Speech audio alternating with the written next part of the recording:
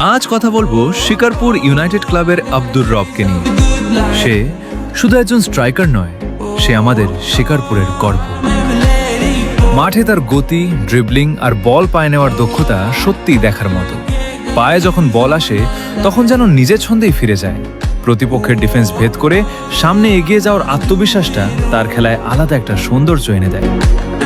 তবে আব্দুর রবের সবচেয়ে বড় পরিচয় শুধু তার ফুটবল প্রতিভা নয়, সে একজন ভদ্র, নম্র ও ভালো মনের খেলোয়াড়।